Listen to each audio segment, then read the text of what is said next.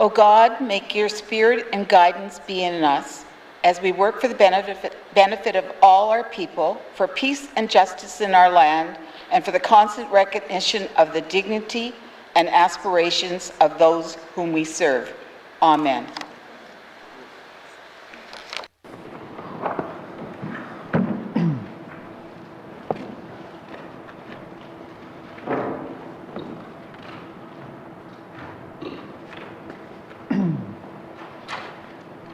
Members, welcome back to the Legislative Assembly. It is a new year. I know many residents celebrated the end of 2020 as it was such a long and difficult year. However, while 2021 has brought us a vaccine and a light at the end of the COVID tunnel, we are not through this yet. I want to thank all those involved in the vaccine rollout. I also want to thank those residents who have taken the vaccine. Saying yes to the vaccine is saying yes to protecting our elders, families, and friends. Members, our Legislative Assembly remains closed to members of the public. We sit in a modified chamber to ensure appropriate physical distancing between us. However, we continue to broadcast and live stream our proceedings. This means people can still see the work we do each day. In this session, we have expanded interpretation to include French, Tlicho, Northern Slavey, North Slavey, South Slavey, Chippewan, and N.W.T. We are using both in-person and remote interpreters. Members, please speak slowly and clearly to help the interpreters do their work. As members are aware, the Honorable Paul Delorier, a former Speaker of this Assembly, passed away January 1st, 2021. Paul leaves a legacy of service to this Assembly, to Hayriver, to his favorite sport, curling, and to his family, his wife, 4 children, and his grandchildren. As Speaker, Paul started the tradition of the Mace Tour.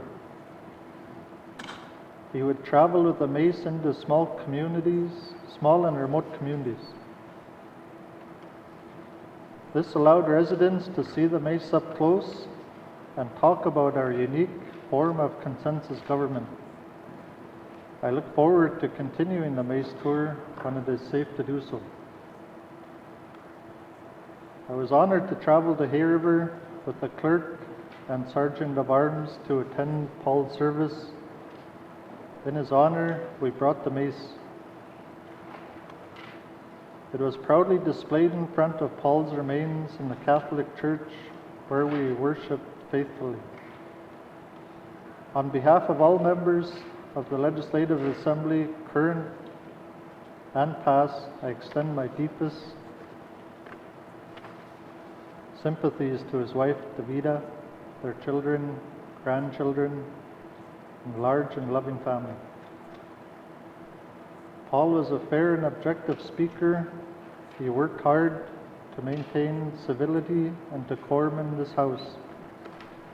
He did this by setting an example with his own actions, and behavior. The best way for us to honor his memory is to do the same. I know many others have lost loved ones since we were last together. This includes the recent passing of Mardin N.W.T in Port McPherson. Our thoughts and prayers are with all his family, or with all the families and communities who have lost loved ones.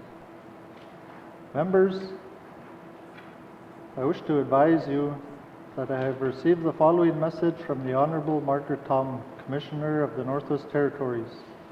Mr. Speaker, I wish to advise that I recommend to the Legislative Assembly of the Northwest Territories the passage of Appropriation Act Operations Expenditures 2021-2022. Supplementary Appropriation Act, Infrastructure Expenditures, number 3, 2020-2021. Supplementary Appropriations Act, Operations Expenditures, number 3, 2020-2021. And Supplementary Appropriations Act, Infrastructure Expenditure, number 1, 2021-2022. During the second session of the 19th Legislative Assembly. Orders of the day. Minister statements. Minister statements. Minister, Honorable Premier. Thank you, Mr. Speaker. Mr. Speaker, I want to welcome everyone back to the Chamber for the resumption of the second session of the 19th Legislative Assembly. We have a lot of work to do ahead of us over the next 2 months, and I look forward to working in close collaboration and partnership with both sides of the House. We all have the best interests of the Northwest Territories and its people in mind, and as we make progress on the priorities of this Legislative Assembly, it will be for the benefit of current and future generations of N.W.T. residents. Mr. Speaker, the last year has been one of the most challenging times for the Northwest Territories and its residents that we've ever experienced. When the COVID-19 pandemic was declared in March last year, we turned our attention to what remains today as the most important priority of this government, protecting the health and well-being of our residents and communities. The rising number of cases across southern Canada and the rest of the world has forced millions back into lockdown situations to flatten the curve and protect the integrity of their healthcare systems. Watching this happen, it's hard not to feel fortunate that we've been able to keep the number of cases in the N.W.T. low. Mr. Speaker, over the last year, we have learned a lot about how to manage a public health crisis of this magnitude. We established pandemic services and initiated a health response as quickly as could, and it paid off. As we began to better understand how to protect our residents from the threat of COVID-19, we moved our pandemic services under one roof. The COVID-19 Secretariat has been able to improve our services and find ways to lower the cost for taxpayers. This has happened all the while supporting the health orders in place and protecting the health and well-being of our territory. The government of the Northwest Territories' successful containment of the public health risks puts us in a position where we can begin to see the light at the end of the tunnel. A big part of our success as a territory rests with the residents. We have continued to follow the advice of the Chief Public Health Officer and have been diligent in following the public health orders and recommendations. Mr. Speaker, the pandemic has put us to the test like nothing we've ever faced in our lifetimes. It has threatened our health, impacted our economic well-being, and disconnected us from the support networks we all rely on. But we rose to the occasion and have all played a part in our collective success. On behalf of all Cabinet, I thank you. Mr. Speaker, a vaccine is here. In the final days of 2020, a FedEx cargo plane landed at the Yellowknife Airport carrying the first doses of the Moderna vaccine. The Department of Health and Social Services, territorial health authorities, and all the governments of the Northwest Territory departments worked long hours to develop a vaccination strategy that would ensure we were able to vaccinate seniors, healthcare workers, and those living in communities with limited healthcare infrastructure first. We have always said we would protect the most vulnerable, and we have delivered. Since February 1st, we've been able to vaccinate over 12,000 residents and have the highest number of doses administered by province or territory in Canada. Mr. Speaker, I am proud of the work that has been done by the public service to protect our territory. They have heeded the call and put the lives of residents and the communities they live in before their own. Just last month, we had our first community outbreak, a scenario that we all hoped would never happen. It was all hands on deck to protect Fort Liard and limit the possibility of a serious outbreak of COVID-19. Healthcare professionals went into the community to do contact tracing and rapid testing. We worked closely with local leadership to ensure that they could support their residents. We went door to door to provide information in English and N.W.T. We worked with local leadership to ensure residents had access to food and essentials. Mr. Speaker, our emergency response effort ensured we were able to protect the community. While we are making progress in our vaccination efforts, it is important to remember that we must all continue to abide by the public health orders and recommendations put forward by the Chief Public Health Officer. Mr. Speaker, it's been evidence-based decision-making that has put us in the position that we are today to begin to see a Northwest Territories post-pandemic. We are all feeling the growing fatigue of the pandemic. This has been a long and difficult year, but it's been our resilience that has got us to where we are today.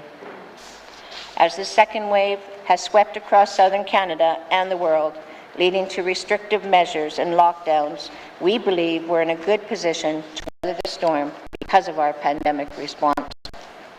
Mr. Speaker, managing the public health crisis is essential. Managing it well puts us in a better position to start to shift our attention to social and economic recovery and how we preserve business, especially those sectors hit hardest, like tourism and hospitality. A coordinated response to the pandemic includes economic stability, and we recognize the importance of both maintaining the financial viability of our businesses and protecting the health of residents. The health and well-being of all communities and residents is best served by maintaining a stable economic environment. Our government has acted to mitigate the economic impacts of this crisis on our economy by investing in N.W.T industry and businesses. The pandemic caused a steep economic decline in the Northwest Territories, just as it did in other jurisdictions throughout Canada and around the world. The Northwest Territories is recovering from this economic downturn. The government of the Northwest Territories and federal government recognize the economic hardship dealt by the pandemic and work quickly to provide much-needed supports for residents and businesses. Mr. Speaker, we'll continue to work with the federal government as we design our recovery strategy. Our economic response has been supported greatly by the federal government. We have received over $120 million in funding to cover the cost of our pandemic response, which includes economic injections for the airline industry, tourism, mining, and small businesses. The relationship we've been able to build with Canada has played a significant part in supporting residents and businesses through this unprecedented times. We recognize that many of these N.W.T public health measures have placed an economic and financial burden on our residents. Until the health crisis is brought under control, though, a full recovery of the N.W.T economy will be slow.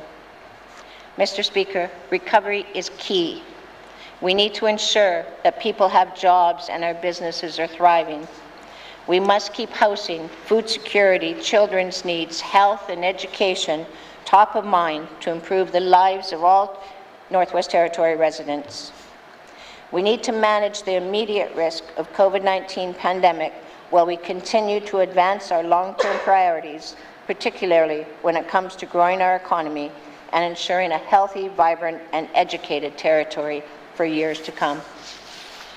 We have responded to the pandemic in a variety of ways, including efforts to mitigate the economic impacts of this crisis on our economy and to invest in the economic well-being of the Northwest Territories industry and businesses. We knew that for our economy to recover, we would need our mines and supporting industries to be operating, small businesses to be open, and our people to be working. Tourism is a critical part of the economy, and we are committed to ensuring its recovery. We need the jobs that tourism creates, the entrepreneurial opportunities it generates, the infrastructure that it supports, and the revenue that all of this provides to our economy. Mr. Speaker, COVID-19 has changed how we as a government will need to support tourism in the coming years, and we are committed to ensuring that this important part of our economy begins to flourish once again. One of our government's guiding principles is to ensure the expenditure of public funds maximizes economic benefits to Northerners and supports Northern businesses. This is consistent with our long-standing commitment to support Northwest Territory businesses and grow a strong, diversified economy. Government procurement and contracting is a source of economic activity throughout the Northwest Territories, and residents and businesses should benefit as much as possible. At the end of the day, we want more N.W.T. residents working and advancing their careers, and more businesses thriving and growing in our territory. Mr. Speaker, we have committed in our mandate to work with businesses in the Northwest Territory to strengthen the government of the Northwest Territory procurement policies and practices, and we're moving ahead with a review of these policies to strike a balance between supporting Indigenous and territorial businesses and the principles of public procurement. As we plot our social and economic recovery, the business community, NGOs, all levels of government, and residents will all play an important role in helping to identify needed actions and investments. By applying the invaluable experience and insight into our decision-making, I am confident that we can move forward and emerge from this crisis to revitalize, strengthen, and grow our economy and the social fabric into the future. We will continue to focus on our economic and social recovery, how we preserve business, and ensure as much of this investment stays in the Northwest Territories as possible. Mr. Speaker, infrastructure projects will play a significant role in our economic recovery. The Legislative Assembly sees this need, and that is why a $451 million capital budget was approved for 2021-2022. Injecting money into the economy will provide business and employment opportunities for residents while delivering the crucial infrastructure that the territory needs to provide important programs and services. This is one of the largest capital investments in the history of the territory, and creating jobs and business opportunities will help us grow the economy and ensure a more prosperous future. Mr. Speaker, the 19th Legislative Assembly has set an ambitious mandate, and because of the unexpected shift in the priority to the COVID-19 pandemic, we have even less time to complete it. Advancing the mandate requires teamwork and collaborative partnerships to create the meaningful change that we're all seeking. Every member of this Legislative Assembly plays an important role in our collective success.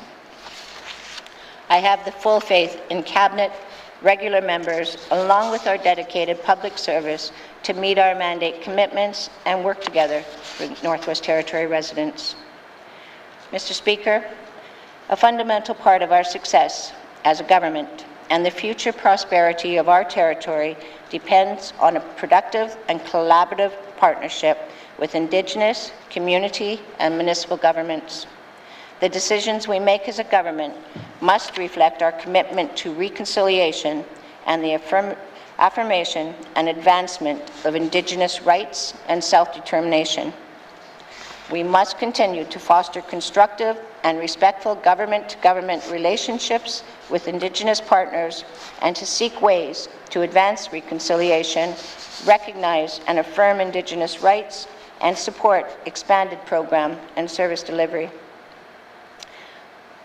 We are leaders in reconciliation, and we will continue to be one of the this will continue to be one of our most important priorities as a government. The last year has laid bare the gaps in our society and the impact that COVID-19 has dramatically revealed the inequalities and vulnerabilities of the Northwest Territories. Mr. Speaker, these are our realities, and we will need to keep these on top of our mind as we work to close the gap between Northern and Southern Canada that existed long before COVID-19. We must work towards resilient people and a resilient economy, and we will continue to pursue infrastructure and economic development opportunities that provide sustainable benefits. The Government of the Northwest Territories is committed to finding ways to make things better for our residents. In order to achieve this, we need to build a strong partnership with Canada to take real action on those areas where Northerners had said that more needs to be done. We need a strong investment partner in Canada, Mr. Speaker. And one very concrete way the federal government can support economic recovery is by investing in our infrastructure needs. By investing in large-scale infrastructure projects, we can help bridge the sustainable infrastructure gap that exists here, substantial infrastructure gap that exists here in the Northwest Territories, as well as kickstart the Territories' economic recovery.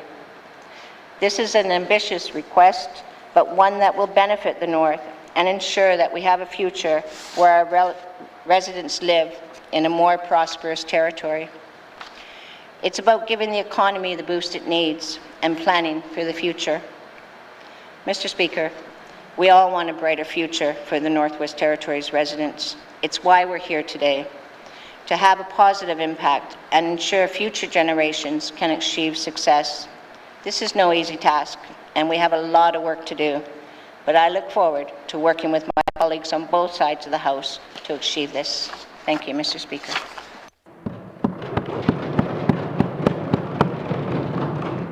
Thank you, Honourable Premier. Minister statements. Minister statements. Minister responsible for finance. Mr. Speaker, I give notice that I will deliver the budget address on Thursday, February 4th, 2021. Thank you, Mr. Speaker. Thank you, Minister. Minister statements. Minister statements. Member statements. Member statements. Member for Tuna de Wilde.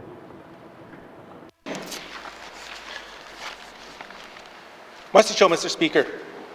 Mr. Speaker, I'd like to say welcome back to all my colleagues and a happy belated New Year's to my constituents and everybody else listening right now.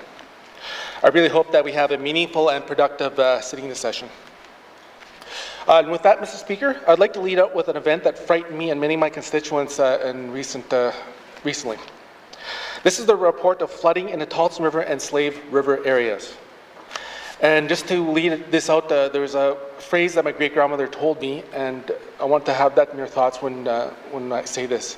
And she told me that N.W.T, and direct translation means our land is changing, our climate is changing, our land is always changing. You may see it in this generation, you may see it in maybe your kids' generation, but we're still going to see changes. And I think this happening in my constituency is a real concern. So with that, Mr. Speaker, imagine going home today and finding your home flooded in a frozen block of ice. This is what some of my constituents had to deal with recently. For those that live in larger communities, one would simply call up their insurance providers and be held up at a hotel until the problem was dealt with and paid for. My constituents don't have this luxury. I imagine our ancestors would be hurting if they saw this. Mr. Speaker, by all accounts, thankfully no one was harmed in this event, but some of the animals were. However, I want everyone to know of the emotional impact these losses have caused. I want to bring awareness to the rest of the North that a lot of hard work is now gone because of this environmental event. I really feel for these folks that were affected, and I expect our government to assist them in their time of need. And Mr. Speaker, as a whole, the fur industry is nowhere near what it was 30, 40 years ago. It used to really help out incomes, family incomes. And many of our trappers now do not solely depend on this way of life anymore. Nowadays, many of our trappers have other jobs and trap as a way of to supplement their incomes. And another thing to think of is this also affects trading and Métis rights to hunt. They can still use these areas per se, but what are they going back to right now in these areas? In closing, Mr. Speaker, I've ended up with more questions and answers around this issue, but led me to some larger questions. Was this man-made? Was this natural? Or was it a combination of both? Mr. Speaker, I wish unanimous consent to continue my statement. Thank you. The member seeking unanimous consent to conclude a statement. Are there any nays? If there are no nays, you may conclude your statement. Mr. Chair, colleagues, and Furthermore, another point I wanted to bring up was there's another question that came about when I did my research in this, and it's how do the transboundary water agreements, play into this issue? This is a matter I'll delve into in another statement. And with that, Mr. Speaker, I'll have questions for the Minister of Environment and Natural Resources at the appropriate time. Mr. Chair.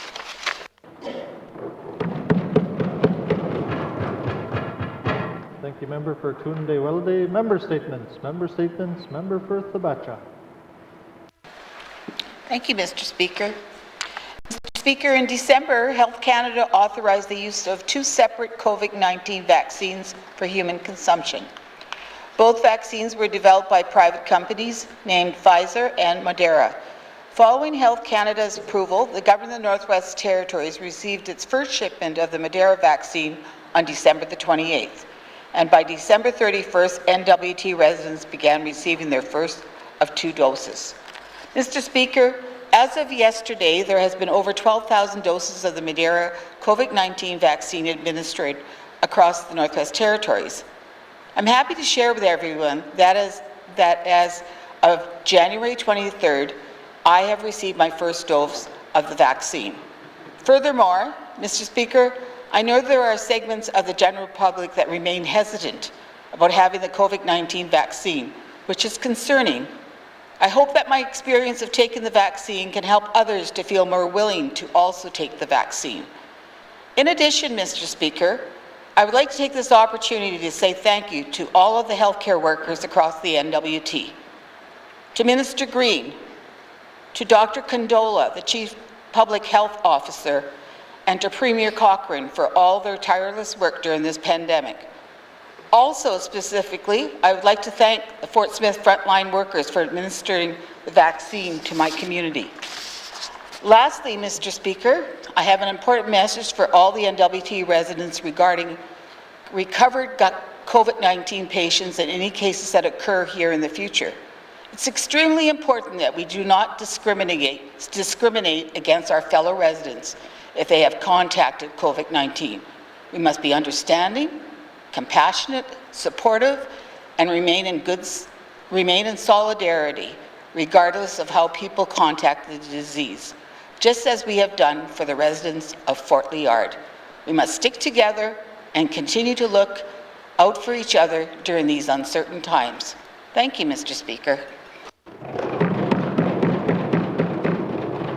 Thank you, Member for Thabacha. Member statements. Member for Frame Lake. Merci, Monsieur le Président. The ongoing saga of creditor protection for the owners of the Caddy mine seems to have drawn to a close this last Friday without so much as a peep from our government. On that date, the mine appears to have been sold to a group of lenders who will own and operate the mine. And that's good news. The new owners are called Arctic Canadian Diamond Company Limited, or ACDC. I could never get a consolidated list of all the outstanding amounts owed to this government at any point during the proceeding, despite repeated requests. I was given partial lists, told that some of the amounts, such as royalties or taxes, could not be disclosed to me as a regular MLA, even in confidence, or that amounts were still being determined. That's not a good reflection on our consensus government conventions or publicly stated commitments to openness and transparency. In addition to what is likely over $15 million in outstanding accounts owed to the N.W.T, this government also holds very significant amounts of financial security to hopefully ensure that the property is properly remediated. The $282 million in financial security covers environmental management and reclamation liabilities found in the water license, land use permits, and an environmental agreement. Most of it is held in a new and untested form of security called a surety bond, backed by insurance companies. N.W.T had the ability and legal obligation to review the viability and stability of the new owners and the form of financial security as part of the sale of the property. The assignment of the license permits and agreement to the new owner requires the consent of this government. This was an opportunity to ensure that the public interest was truly served. The polluter pays principle was applied, and the securities are truly irrevocable, unconditional, and easily cashed. I'll have questions later today for the Premier. This matter cuts across several portfolios. Mussy, Mr. Speaker. Thank you, member for Frame Lake. Member statements. Member statements. Member for Ditcho.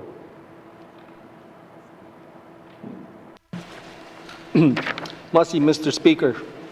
Mr. Speaker, I would like to take this time to recognize a respected elderly couple on their 60th wedding anniversary.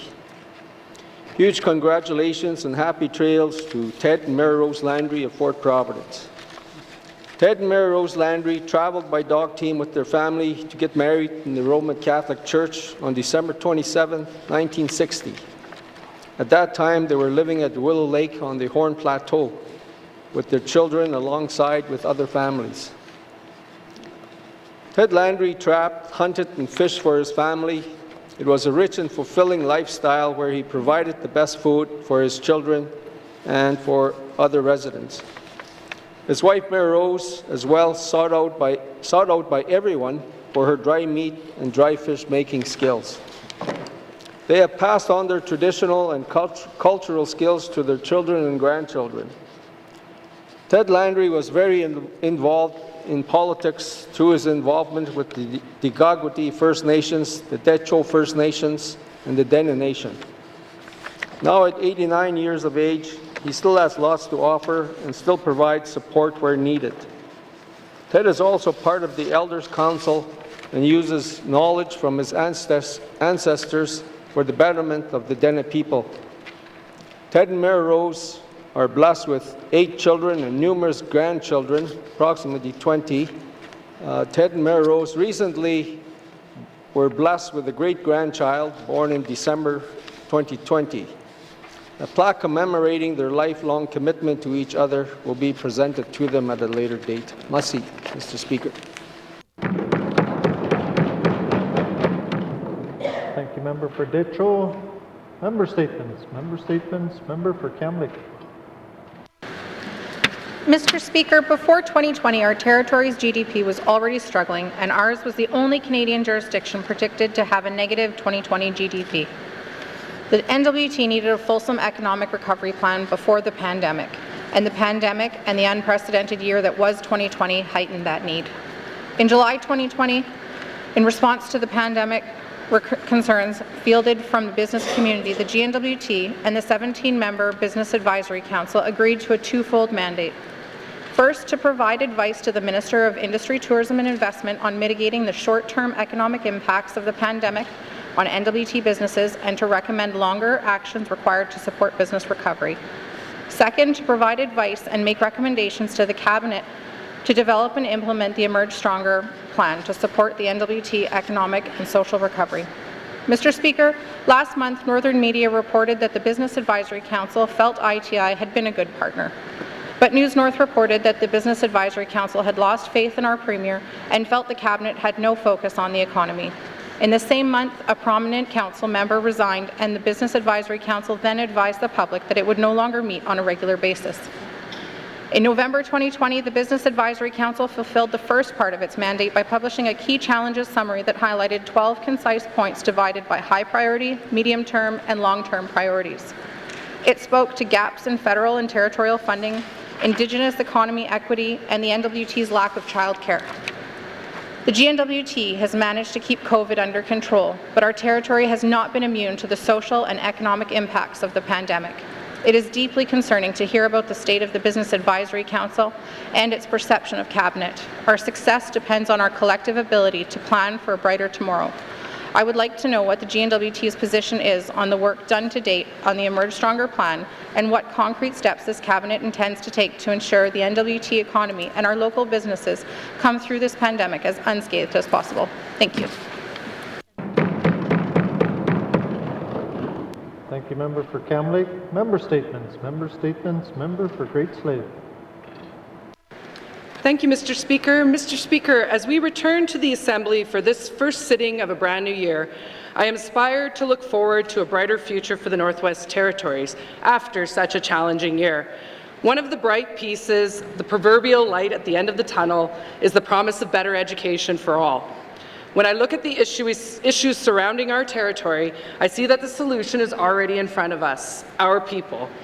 If we can create a workforce born in the North, raised in the North, and educated in the North, nothing will stop us from creating solutions to our problems that are practical and attainable. Northern solutions created by Northern people. However, so much needs to be done before an N.W.T. student ever steps foot in a post-secondary institution.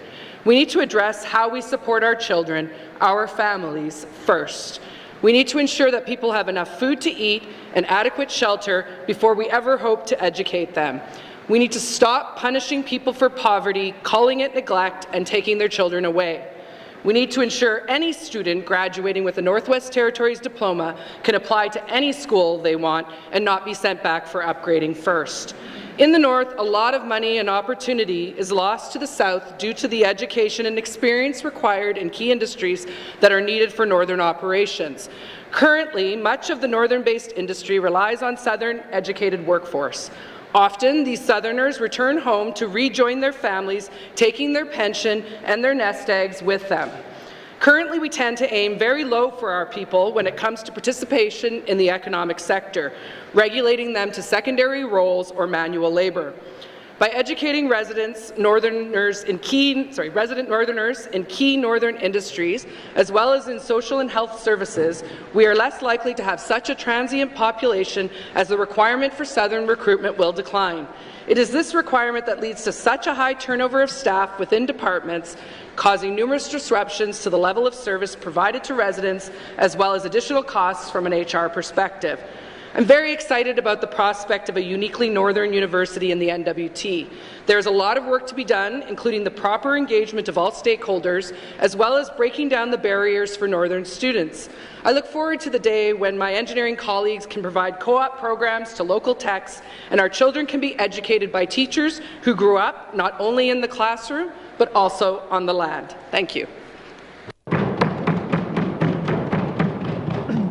Thank you, Member for Great Slave. Member statements. Member statements. Member for N.W.T. Lakes.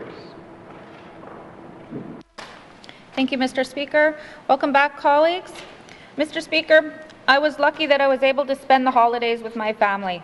Not something that everybody in my community or even in the N.W.T. could say. There were many families that had to remain separated this year. To make it worse with COVID, we had none of our regular community social gatherings to occupy our time and help through the dark months that we go through.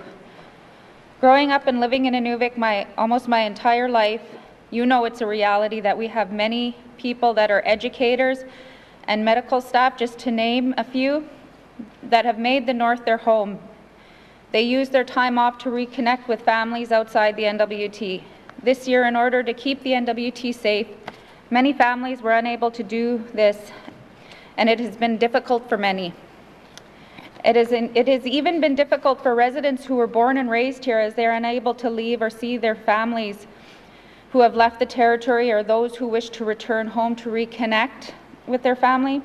Our N.W.T. Emerging Wisely plan was developed and released with phases, and we've been stuck in the second phase and unable to move into the third phase, as the rest of the Canada and the U.S. is still currently in the second wave of the COVID-19 pandemic. Our vaccine rollout started off, but now we find ourselves with another delay due to shortage of vaccines. The minister has continued to ensure the public we should be able to still have 75% of our adult population vaccinated by the end of March. But Mr. Speaker, I'm afraid that we're going to see families planning to leave the N.W.T., those who are vital to the education of our children, to the health care of our loved ones. More businesses close if we remain in phase 2 within the N.W.T. into the spring and summer. I will have questions for the Minister of Health. Thank you. Thank you, Member for N.W.T. Lakes. Member statements. Member statements. Member for Yellowknife North. Thank you, Mr. Speaker. Thank God for the federal government. I heard earlier today the Premier say that we've received over $120 million from the federal government in COVID support. I think that number would also be dwarfed by the amount of money we have seen the federal government dish out in CERB, EI, and through CanNor. There is no doubt that the federal government has kept our economy running. However, Mr. Speaker, early on in this pandemic, we heard talks of an Emerge Stronger plan, a plan of what the N.W.T was going to do to recover from this economic crisis. In fact, our newly instituted Business Advisory Council stated they're going to cease its regular meetings because they do not feel that economic recovery was a focus of this current Executive Council. Mr. Speaker, I believe this Cabinet has been handed a free pass to do whatever it wants.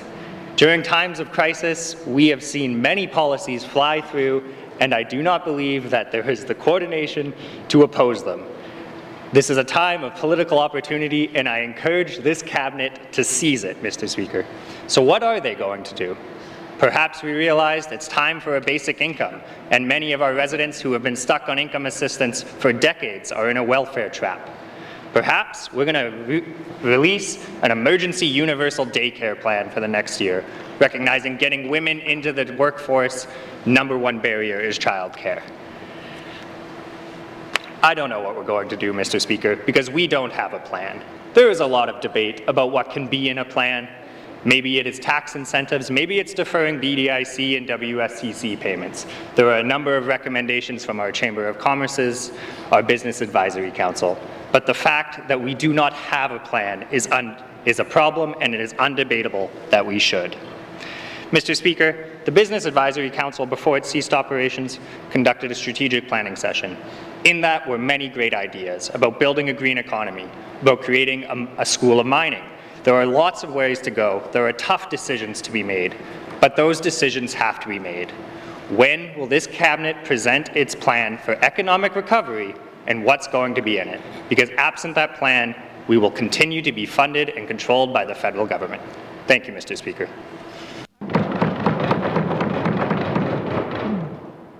Thank you, Member for Yellowknife North. Member statements. Member statements. Member for Mumford.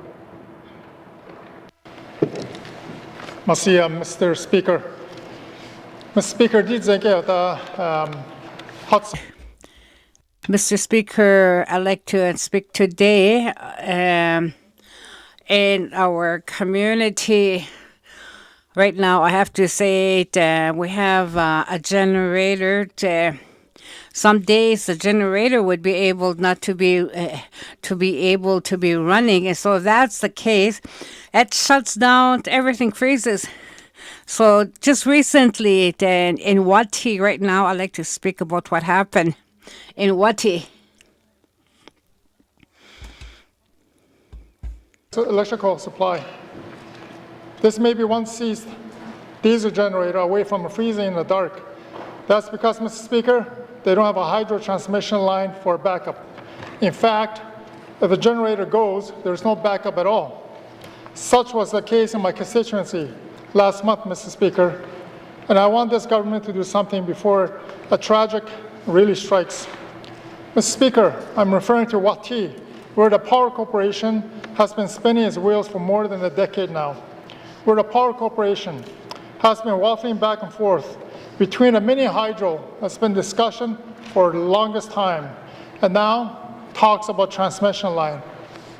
Mr. Speaker, where the corporation can't get the act in gear is another option. In this case, the N.W.T, the result of 20-hour, Mr. Speaker, 20-hour rotating power outage between January 13th and January 14th. That's a level 3 emergency alert, the Power Corporation's highest state of emergency. Mr. Speaker, imagine if it was -50, -60 below. Good thing it was only around -10, -15, -20. But imagine the danger of N.W.T's elders, the most vulnerable citizens. It could have been a lot worse. Mr. Speaker, as we witnessed yesterday, there was a power outage in Yellowknife. It only lasted 10-15 minutes, but my community at N.W.T lasted over 20 hours. So we have to deal with these important matters at the community, especially with the most isolated communities. Mr. Speaker, I will have questions for Minister responsible for Northwest Territories Power Corporation at the appropriate time. Mr. Speaker. Thank you, Member for Mumfwee. Member statements. Member statements. Member for N.W.T. Thank you, Mr. Speaker. Mr. Speaker, passing of the constituents in my riding of N.W.T. Elizabeth Capitano passed away, was a respected elder, recognized and received an award for 20 years of service as a N.W.T teacher. She also ran and coordinated many youth language camps, mainly during the summer at Greens Island, aka Egg Island. She was a positive influence, advocate by her lifestyle and traditional cultural leader. Sadie Rubin passed away in December at a young age. Sadie was a very energetic and family-oriented person who, through her efforts to improve conditions for her family, moved several times from the community. On her final return home, her home was opened up to many people, including who were struggling with a place to sleep, as she took great care every day to make sure her elder father, Marcus Rubin Sr., and her Uncle David Rubin, her oldest residents, were fed, and her personal care given besides her house cleaning to help their elders. And the respect today goes out to the families who all lost loved ones in the Beaufort Delta in the last few weeks, Mr. Speaker. We have a lot of people hurting, and we just got to keep moving forward and keep them in our thoughts and prayers.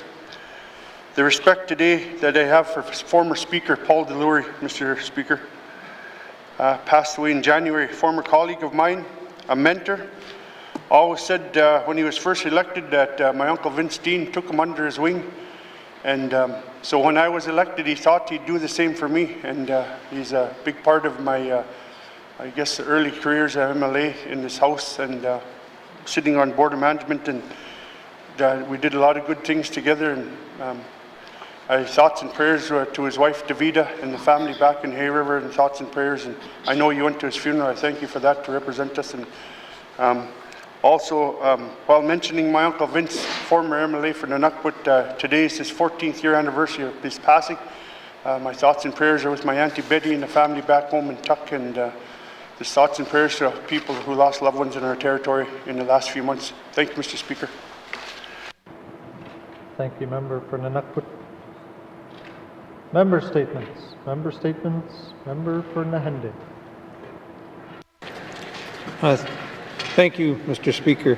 Today I would like to speak about the pressures of COVID-19 pandemic, especially to the community of Fort Liard.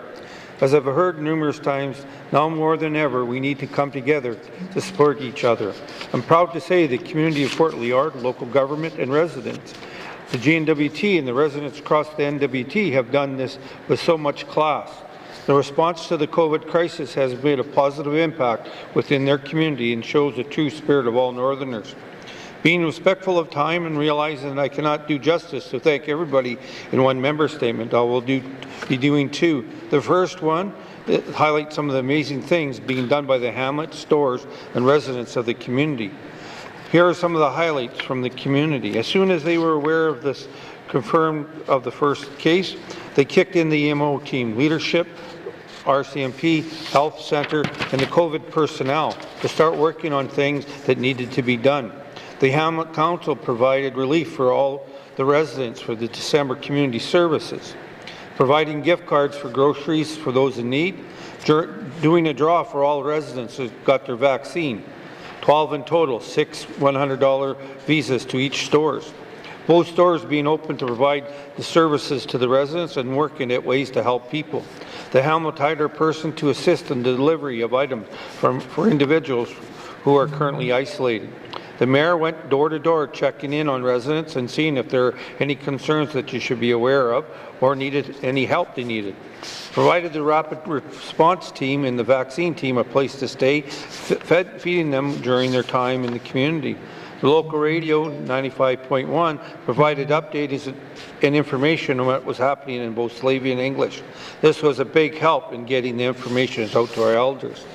The residents understand the importance of following the recommendations as set out by the Chief Public Health Officer and following them. There are many things that I have heard, and all I can say is thank God for the community of Fort Liard and working together to help each other in these trying times. Please be safe and follow the rules as we continue to take on this COVID pandemic. Thank you, Mr. Speaker. Thank you, Member for Nahende. Member statements. Member statements. Returns to oral questions. Returns to oral. Oh, sorry. Member for Sawtooth. Thank you, Mr. Speaker. Mr. Speaker, I would like to take this time to recognize a distinguished Sawtooth leader, Mr. George Cleary, who had passed away on September 3rd, 2020 at the age of 65. Mr. Cleary had a long list of accomplishments that are worth noting. He went to elementary and junior high school in Delaney, and then to high school in Inuvik, graduated, and also completed the teacher education program in Fort Smith. Once completed the program, he went off to receive his Bachelor of Education degree from the University of Saskatchewan. He worked as a teacher and a principal for the Etse Ea School in Delaney. He was also a former chief of Delaney Band, president for the Sawtooth Dene Council, vice president for the Dene Nation, chief negotiator for the Sawtooth Dene Métis Land Claim Agreement, advisor to Delaney Self-Government Agreement, and the director of Indian and Inuit Services for the federal government. I'd like to highlight his work again on two momentous undertakings of his time. Mr. Cleary worked as a director of intergovernmental relations for Delaney in its final push to reach and ratify a self-government agreement. He also played a key role in overseeing and ensuring a final Sawtooth land claim agreement, and that was not only successful, but also fair to the Sawtooth people. Mr. George Cleary was inducted into the Northwest Territories Educational Hall of Fame in 2014 for making a lasting, positive impression in the field of education. He loved hunting, fishing, camping, taking youth on the land, hockey, reading, writing. He is survived by his wife, Doreen Cleary, and his children, Taylor, Brent, and Holly. Mr. Speaker, his accomplishments to the Northwest Territories and to the people of the Sawtooth deserve our greatest attention and gratitude for Mr. Cleary's lifelong dedication for looking out for the welfare of our children, our communities, and not only when he was alive, but for generations to come.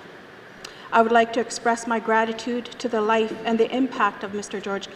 George Cleary he had on the Northwest Territories, and also paving the road for future leaders. Masi, Mr. Speaker. Thank you, Member for Sawtooth.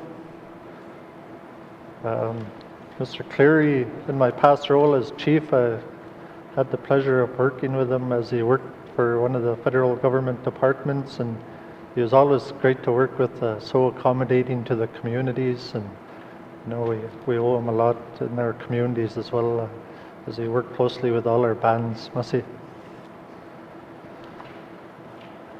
Member statements. Member statements. Returns to oral questions. Returns to oral questions. Recognition of visitors in the gallery. Recognition of visitors in the gallery. Member for Decho. Merci, Mr. Speaker. I'd like to recognize my constituency assistants for the Decho and lives in Fort Providence, Carolyn Minikosh, who's up in the gallery with us today. She's here for her constituency assistance orientation. Carolyn states that she's very pleased with the support and the kindness from the Legislative Assembly staff during her time here.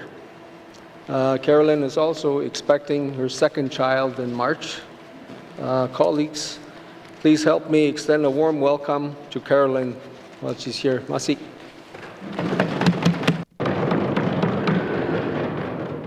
Thank you, Member for Decho. Recognition of visitors in the gallery. Member for Mumford. Masi, Mr. Speaker.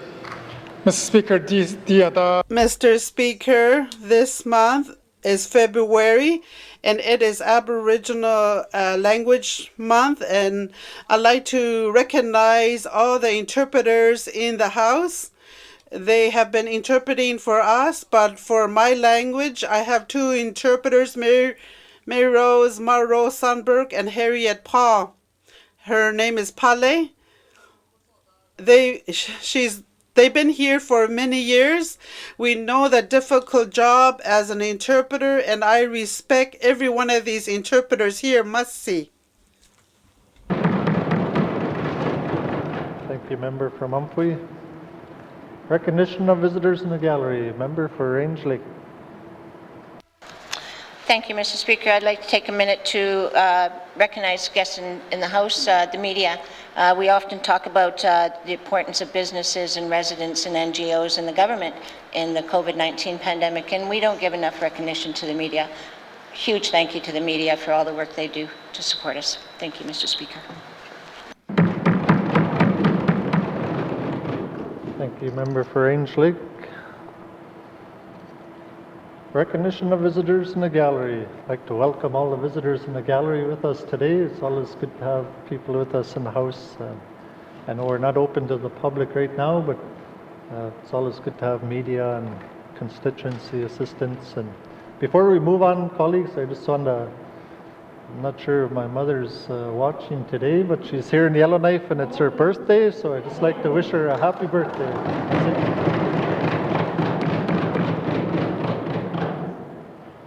Okay, acknowledgements. Oral questions. Member for Mumfwee. Masia, Mr. Speaker. Mr. Speaker, member statement also. When I made my member statement, I talked about the generator and the power corporation, the people in YELLOWKNIFE. This is their message. It is their words I'm relaying to the government. So that's what I want to talk about. YELLOWKNIFE lost 2 of its 3 generators, quit working in the community.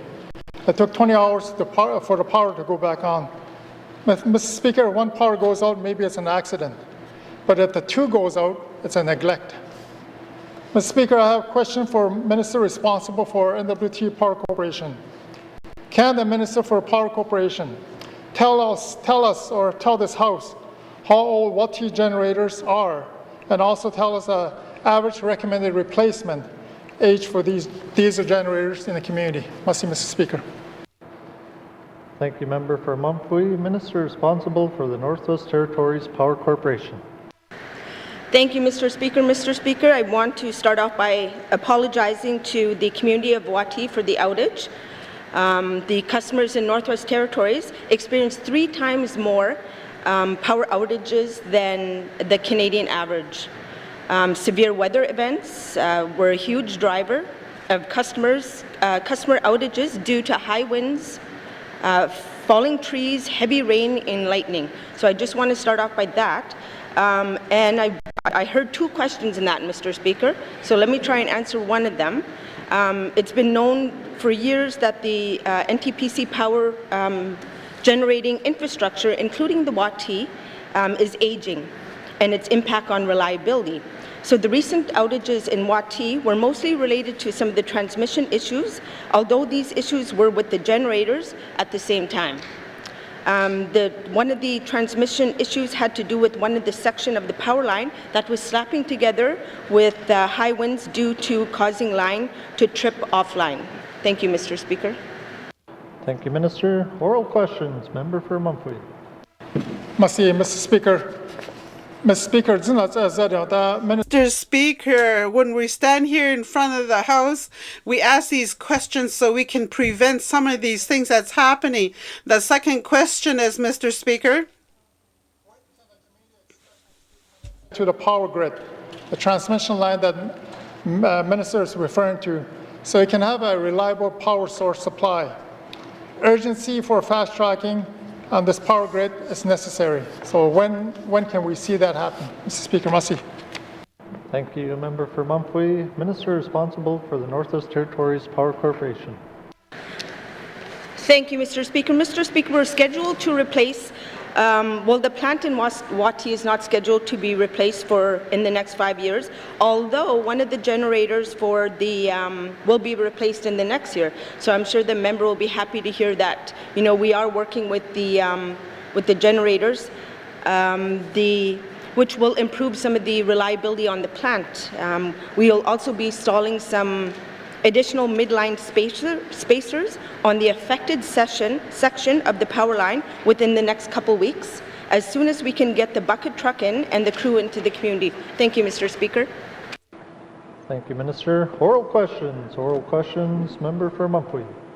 Mr. Speaker. Mr. Speaker, I believe urgency is a must here.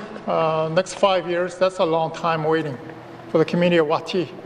They could have a power outage next day or next week, another 20 hours or 30 hours. And it could not be prevented from by this department. Part of it is nature. So, Mr. Speaker, my question to the minister is, could this particular project be expedited instead of waiting 5 years? I know there's a generator that's coming, but the community is wishing and hoping and praying for a transmission line to come into the community ASAP. Mr. Speaker, Masi. Thank you, Member for Mumpwee. Minister responsible for the Northwest Territories Power Corporation. Thank you, Mr. Speaker. Mr. Speaker, the YELLOWKNIFE transmission line is expected to displace 500 litres of diesel usage per year, reduce the greenhouse gas emissions by 1.4 kilotons annually once constructed, which is an important part of our 2030 strategy. So where I'm going with this, Mr. Speaker, is, you know, once we have an agreement on the way forward, we can do the necessary costing and technical work to be able to look at putting in a funding application to Canada. I understand that the member is concerned about some of the timing. Once we get all our work done, we are hoping to be able to do this by the end of this year. Thank you, Mr. Speaker.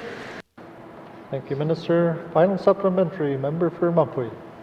Merci, Mr. Speaker. Mr. Speaker, federal government, you cannot say who. If we have to wait for the federal government to respond, it would take like years and years and years. But right now, I'll have to say, speaking for YELLOWKNIFE, and we want to hear it now. Even the paperwork alone takes years. And the proposal submission, approval can take years as well. The community of YELLOWKNIFE don't have patience for that. They've already lost patience when they were out 20 hours of power outage. So the action, we need to take actions now, Mr. Speaker. Mr. Speaker, my next question is, what measures, special measures is Minister taking to ensure the power outage never happens again in YELLOWKNIFE or even in other isolated community in my riding?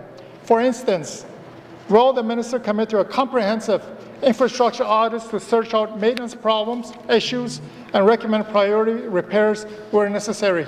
Mr. Speaker, Masi. Thank you, Member for Mumpwee. Minister responsible for the Northwest Territories Power Corporation. Thank you, Mr. Speaker. Mr. Speaker, I can't promise no more outages in any of the communities in the Northwest Territories. However, there may be additional outages when winds are high. I mentioned earlier that, you know, severe winds are huge drivers in terms of, you know, some of the outages in our communities. So, you know, we look at some of our federal funding and to be able to prioritize some of this, and I understand the member is concerned about the communities and the number of outages that have happened, and you know, that is something that we are looking at, and you know, I'm hoping by replacing the generator by the end of the year and looking at federal funding to be able to look at some infrastructure. Thank you, Mr. Speaker. Thank you, Minister. Oral questions, Member for Framley. Merci, Monsieur le Président. My questions are for the Premier on the sale of the Acadie mine and whether Cabinet protected the public interest. Can the Premier tell us whether N.W.T has agreed to any concessions, debt write-offs, or weakened financial security as part of the sale of the Acadie mine and assignment of environmental approvals or agreements. Merci, Mr. Speaker. Thank you, member for Frame Lake. Honourable Premier. Thank you, Mr. Speaker. I believe that's a question best placed with the Minister of Finance. Thank you, Mr. Speaker. Thank you, Honourable Premier. Minister of Finance. Thank you, Mr. Speaker. Mr. Speaker, no, there's been no concessions or debt write-offs. All outstanding payments are not being forgiven, and indeed we continue to hold all of the securities as we did prior to the sale. Thank you, Mr. Speaker. Thank you, Minister. Oral questions. Oral questions. Member for Frame Lake. Merci, Monsieur le Président. I want to thank the Minister for that. Of course, I could never get a fully consolidated list of outstanding amounts owed to this government for taxes, royalties, fees, or any other liabilities or accounts receivable from the Acadie mine. I need to ensure that these issues are part of our diligent review of this major asset transfer. Can the Minister or the Premier commit to finally provide a consolidated list, in confidence if necessary, with details on how each category was treated as part of the sale of the property? I'll see, Mr. Speaker. Thank you, member for Frame Lake. Honourable Minister responsible for Finance. Sorry. Thank you, Mr. Speaker. Mr. Speaker, a consolidated list was provided back in August. In fact, I believe may have been tabled in this House, with detailing the outstanding payments that were known at the time, aside from royalties. Mr. Speaker, royalties are governed by a separate regulatory regime and are not made public independent of collective royalties. However, I can also update that as of January, another list was sent, I believe in this case to committee, if not at least to the MLA directly, and it does detail property taxes, fuel taxes, various boiler registrations, some airport lease payments, mining survey costs, environmental fees, other miscellaneous fees and costs. Mr. Speaker, we can certainly resend that, though. Thank you. Thank you, Minister. Oral questions. Member for Frame Lake. Merci, Monsieur le Président. I want to thank the Minister for that. Of course, I've got both lists in front of me, and there's a lot of things that are not on the list, which she's not going to disclose because she doesn't think she can, because we're country bumpkins or something on this side of the House. But merci, Monsieur le Président. I want to thank the Minister for repeating all of that. Although this government was a creditor for the Acadie mine during the proceeding, many businesses and even the Union Pension Fund were in shortfall positions. Can the Premier tell us whether these N.W.T businesses and the Union will be able to recover liabilities or accounts receivable? Merci, Mr. Speaker. Thank you, member for Frame Lake. Minister responsible for Finance. Thank you, Mr. Speaker. Mr. Speaker, to the extent that there may have been ongoing negotiations with the private parties or private entities, I'm not privy, and nor is the government privy to their specific negotiations. I certainly can say that with respect to the outstanding payments that the N.W.T is owed, that indeed that those payments any payments owing do have to be made in order for the matter to proceed. Indeed, that includes a full transfer of the securities.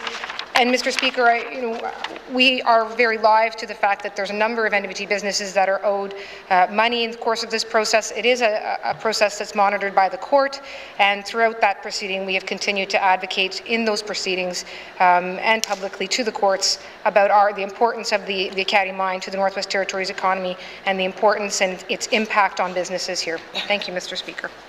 Thank you, Minister. Final supplementary, member for Frame Lake. Merci, Monsieur le Président. I want to thank the Minister for that. I'm not sure it was really an answer, but I mentioned that most of the financial security held by this government for environmental management and reclamation obligations, it's in the form of surety bonds backed by insurance companies rather than safer, irrevocable letters of credit issued by Canadian chartered banks. Can the Premier tell us whether this government used the sale of the property and our right to consent or not to the assignment of the water license, land use permits, environmental agreement to convert these surety bonds to more secure, irrevocable letters of credit? And if not, why not? Sorry, I gave all of this to the Premier ahead of time. I'll see, Mr. Speaker. Thank you, member for Frame Lake. Honourable Premier. Thank you, Mr. Speaker. I believe this question would best be directed to the Minister of ENR. Thank you, Mr. Speaker. Thank you, Minister responsible for Environment and Natural Resources. Thank you, Mr. Speaker. Mr. Speaker, securities are being transferred Dominion to the new company in the same amount and with the same insurance company and banks.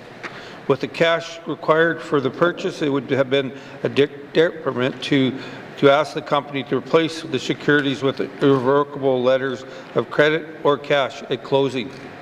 Securities are acceptable form of security, and our due diligence on the Ketty sale included an assessment of the financial health of the surety providers. There's an agreement in place for the company to replace the securities with cash over time. Thank you, Mr. Speaker. Thank you, Minister. Oral questions. Oral questions. Member for Nivik-Twin Lakes. Mr. Speaker, according to the information that we received, that the Moderna vaccine should be administered 28 days apart but can be extended up to 42 days if necessary. If the vaccine shortage continues, has the department begun a communication plan of what to do if residents cannot get their second vaccine within the 42-day recommended days? Thank you, Mr. Speaker. Thank you, Member for Nivik-Twin Lakes. Minister responsible for Health and Social Services. Thank you, Mr. Speaker, and thank you for the question. It's my understanding that we are still going to be able to vaccinate everyone by the end of March, but the composition of the shipments are going to change with less vaccine in February and more in March. And so at this time, we believe that everyone will be vaccinated within the 42-day limit. And if that's not the case, we'll certainly communicate that. Thank you. Thank you, Minister. Oral questions. Member for Nivik-Twin Lakes. Thank you, Mr. Speaker. Mr. Speaker, can the Minister confirm if the N.W.T would consider the following as having been achieved? A robust rapid testing strategy has been implemented, community spread remains limited, and a strong system of contact tracing remains in place, and all active cases of COVID-19 can have their contacts effectively traced. If not, can the Minister please explain? Thank you. Thank you, Member for Nivik-Twin Lakes. Minister responsible for Health and Social Services. Thank you, Mr. Speaker. Mr. Speaker, I'm proud to tell the member that we have achieved all of those milestones. Thank you. Thank you, Minister. Oral questions. Member for Nivik-Twin Lakes. Thank you, Mr. Speaker. I understand the last requirement of moving from phase 2, which is a second surge of infection in Canada and the United States, has come and gone, with new cases falling over time, and the epidemiological curve has demonstrably flattened. This has not been met. With our border controls in place and a 14-day mandatory isolation in place, will the Minister be looking into moving into phase 3 once we have completed implementing our vaccine plan and our most vulnerable population has been vaccinated? Thank you, Mr. Speaker. Thank you, Member for Nivik-Twin Lakes. Minister responsible for Health and Social Services. Speaker, Mr. Speaker, what the Chief Public Health Officer has said is that with the number of cases active in the South at this time, and with the low rates of vaccination forecasted in the South relative to the entire population, that it's more likely that there will be a relaxation of measures within the Northwest Territories rather than opening our borders. And specifically, she's talked about increasing gathering sizes. So those things are possible once the vaccination has been widely distributed in the Northwest Territories. And I think it's worth pointing out that many of the items that were to occur in phase 3 have in fact occurred in phase 2 because people have asked her to move up the different activities based on the good containment of our cases. Thank you. Thank you, Minister. Final supplementary. Member for Nivik-Twin Lakes. Thank you, Mr. Speaker. So just to clarify that, so with the vaccine, if we do get the vaccine and we are at 75% vaccinated, the Minister will commit to negotiating a lot more opening up this summer, because I feel that we're, like I said in my member statement, we are really going to lose some of our vital important staff, especially outside of Yellowknife, because it's come to Inuvik, you came to Inuvik, the Premier came to Inuvik. There's nothing open there. There's nothing going on there. There's no social life. There's nothing that's keeping people, even the youth are having mental health issues because it's harder and harder to socialize. So I'm really happy to hear that from the Minister, and I'm just hoping that they can get the vaccine and get it going and we can get opening up a little bit more inside the territories. Thank you, Mr. Speaker. Thank you, Member for Inuvik Twin Lakes. Minister responsible for Health and Social Services. Yeah, thank you, Mr. Speaker. Mr. Speaker, I recognize that people are really feeling COVID fatigue in the dark and the cold, and they're really looking forward to getting together with other members of their community and their families, both within the N.W.T. and outside of the N.W.T. And so I think the Chief Public Health Officer is aware of that too. And ultimately, the decision about what phase we are in is up to her. She's the one that we've tasked with the public health assessment. And so I can't make a commitment, but I can certainly tell you that she has set some thresholds for enabling more gathering in the N.W.T. and for opening the borders. And so let's see how the vaccine goes and take it a step at a time. Thank you. Thank you, Minister. Oral questions. Member for Tunade-Welde. Mr. Speaker, in line with my member statement, I worked with the Minister responsible for TPC, Mr. Archie, and ENR Minister Thompson, and I want to thank for all the information that they gave me. So far, going back to the Tolson, from my understanding, the TPC is denying responsibility, and that's fine. And I was giving a lot of raw data, and it could be interpreted in a lot of different ways. So my question now is for Minister of Environment and Natural Resources. Can he give us an update on what, if any, preliminary findings, are on the cause of the high water levels? That's Mr. Speaker. Thank you, Member for Tunde-Welde. Minister responsible for Environment and Natural Resources. Thank you, Mr. Speaker. First of all, I'd like to thank the member for the question, but he's been doing his due diligence. He's been phoning me throughout. This is coming out there, so again, I thank him for that. I know he's very passionate about it, and he's working for his residents. ENR has received data both from Water Survey Canada and N.W.T. Power Corp, and we're assessing the situation. The Tolson River has experienced high water levels since the summer. High water, snowfall and rainfall, including two very large rainfalls events in mid and late August 2020, have caused high water levels. Available data on the Tazan and the N.W.T. rivers, which flow to the Tazan Lake, indicates very large flows event in mid to late August 2020 with slow recession. Water levels in the Tazan Lake have been high enough to cause flow over the existing weir since July 2019, which is extremely rare. This has increased the area flow to the Tolson River by about 20%. ENR issued a public service announcement on November 19, 2020, because of the high water and possibility unusual freezing this winter and the fall. And ENR has received data from NTPC and has confirmed that the facility has been in compliance with their water license, including over summer and fall 2020. Thank you, Mr. Speaker.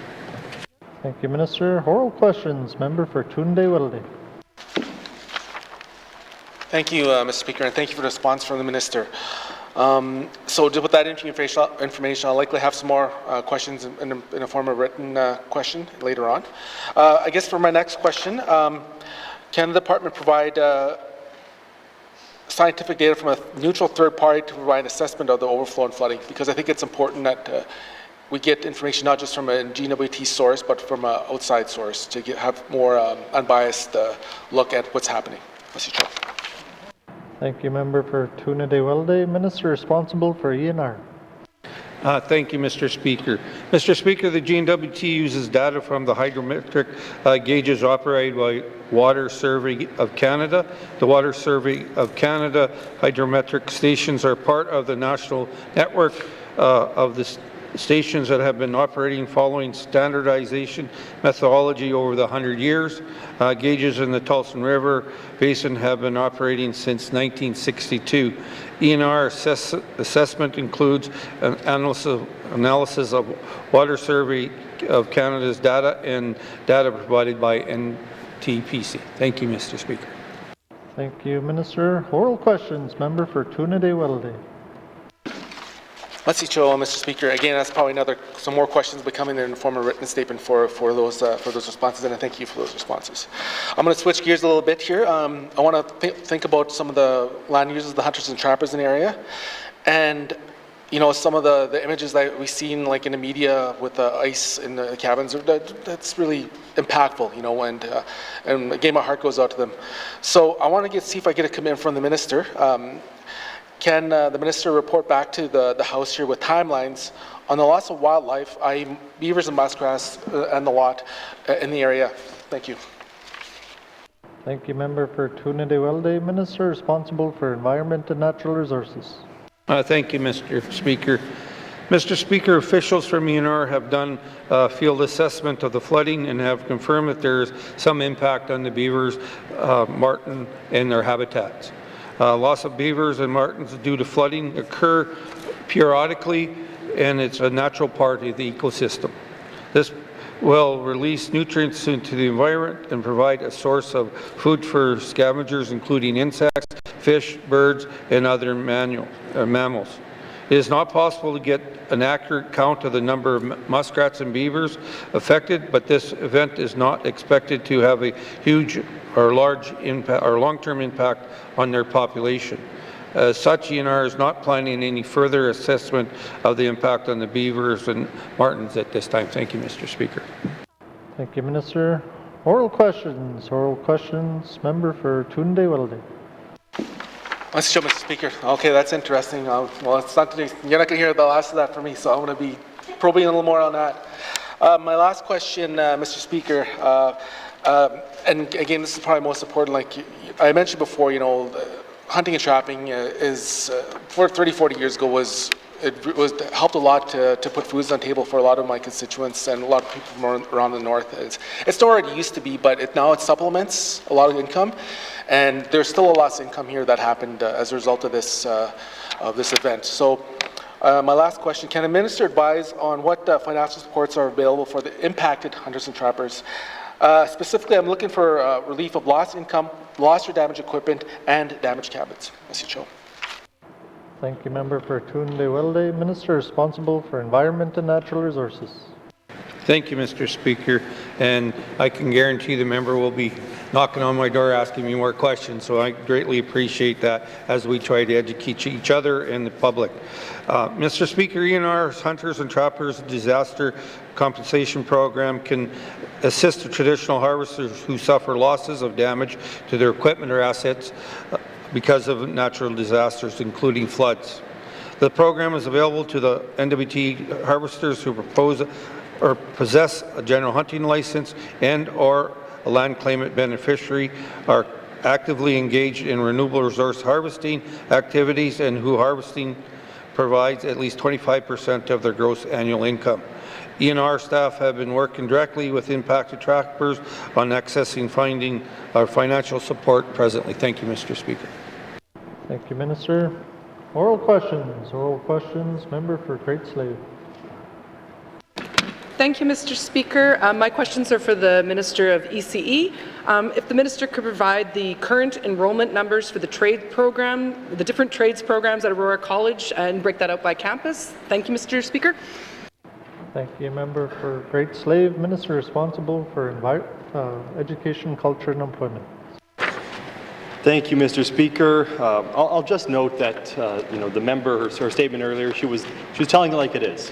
She laid out the state of education well and some of the things we have to do and the challenges we face. And I agree that we do need to have more northern-born, trained persons who can do the work that we bring people up in the south for.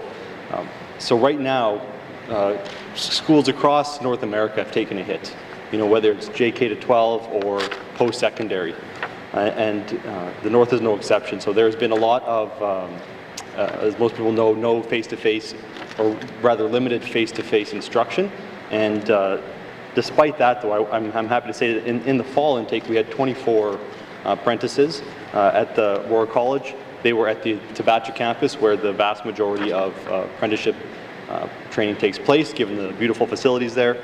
In electrical level 1, there were 3 students. Electrical level 2, there were 7 students. Carpentry level 1, there were 7 students. Carpentry level 3, 5 students. And plumbing level 1, 2 students. Thank you, Mr. Speaker. Thank you, Minister. Oral questions. Member for Great Slave.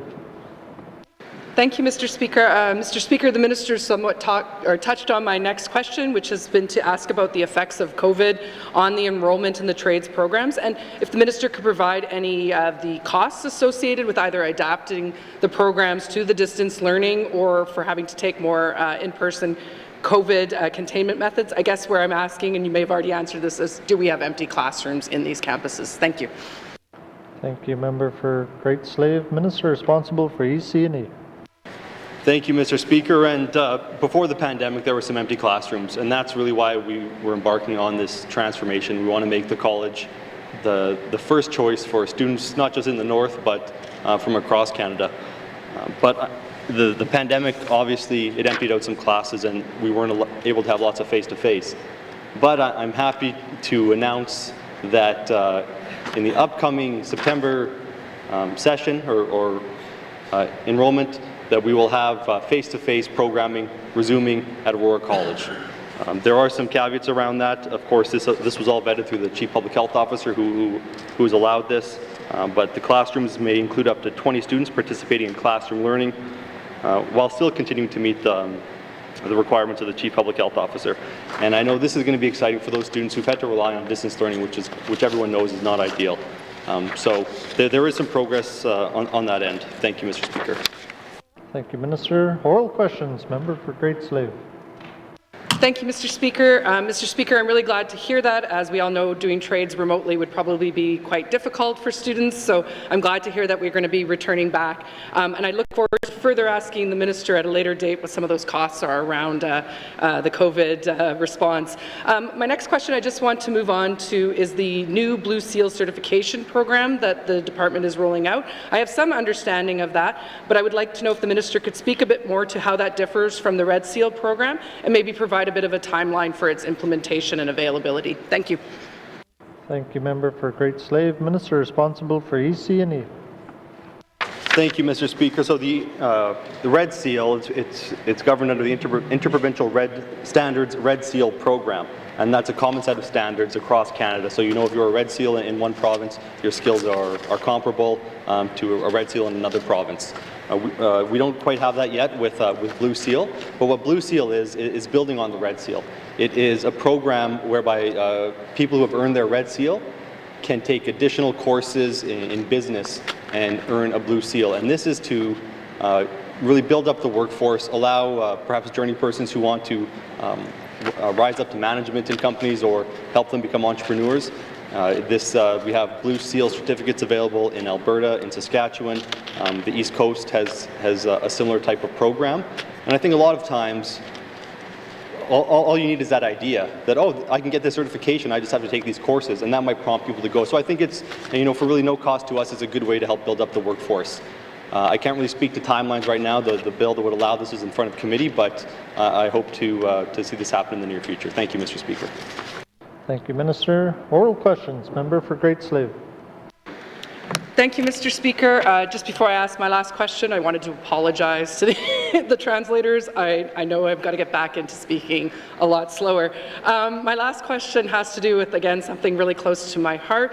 Could the minister provide an update on any programming or initiatives they are implementing to increase the number of women in trades? Thank you, Mr. Speaker. Thank you, Member for Great Slave. Minister responsible for EC&E. Thank you, Mr. Speaker, and I appreciate the question. We need more people in general in trades, but especially women in trades. I think the amount of women in the trades is around 5 to 7% of the entire profession, which is quite low, obviously. And so the department has recognized this, and in addition to getting out and promoting trades to everyone, there's also a renewed focus on promoting it to women and young women in schools. So what we're going to be rolling out in the new year is a new visual and media campaign to promote women in trades. There's going to be promotion via the radio, newspaper, and social media. There's the development of materials for grade 12 to 9 high school students that the career and education advisors will share with students.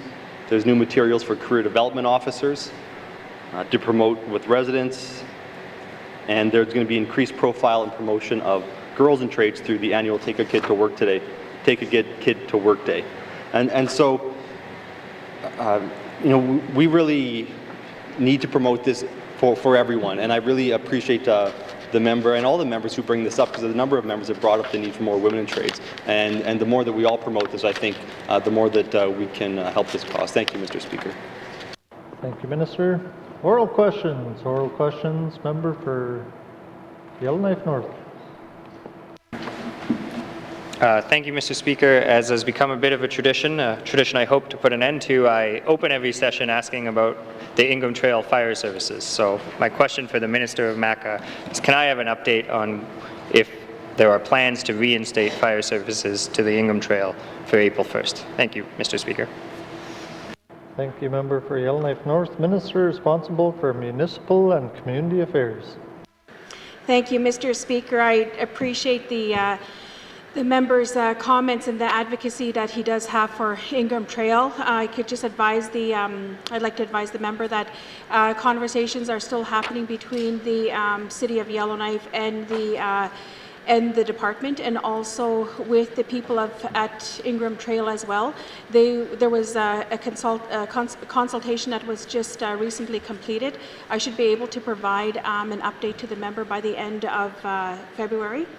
Also, I wanted to include to the member as well that with these conversations going on and going forward, that it's a very unique, it's a very different service that we would be offering throughout the territory. We do have a lot of community built up areas outside of the municipal boundary, so it's something that the department is looking at, but also at other areas throughout the Northwest Territories. Thank you, Mr. Speaker. Thank you, Minister. Oral questions. Member for Yellowknife North. Thank you, Mr. Speaker. The problem with this issue is if services are going to end, my constituents want some time to perhaps set up their own volunteer service. If the city can't reach agreement with MACA, then there is some work that perhaps the DETA fire services can be upgraded and certified to provide services. However, this all takes time, and it's unlikely to be done by April 1st. As such, the best option here is to get some sort of interim agreement with the City of Yellowknife, so other options can be explored in time. Do we have a sense of how long that will take? I hear the minister say she'll have an update for me by next month, but my understanding is this would be a bylaw amendment, and we have to deal with both of our funding process and the city's approval process, which does not give us the time. So I'm asking, do we have a sense of how quickly the city could do this, should they actually agree? Thank you, Mr. Speaker. Thank you, Member for Yellowknife North. Minister responsible for MACA. Thank you, Mr. Speaker. The contractual services that would be provided outside a municipal boundary is very unique for a municipality, but we are working with the city. The conversations are happening, and we're trying to come to an agreement prior to April 1st. I do hear the members' concern about that specific date as well, and as a department and working in conjunction with Ingham Trail and with the City of Yellowknife, I'm confident that we will reach something by that deadline. Thank you, Mr. Speaker. Thank you, Minister. Oral questions. Member for Yellowknife North. Thank you, Mr. Speaker. I'm happy that the minister is confident we will reach that deadline, and I do recognize there's work to be done all across the territory. I know this is an issue, Hay River providing ambulance services outside of boundaries. I know there is a lot of work to do in this area, but I'm hoping we can buy the time such that we can find a territory-wide plan. I heard the minister state that some consultation has begun with residents of the Ingham Trail.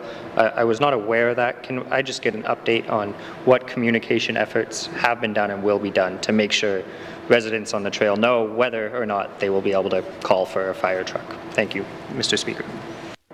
Thank you, member for Yellowknife North. Minister responsible for MACA.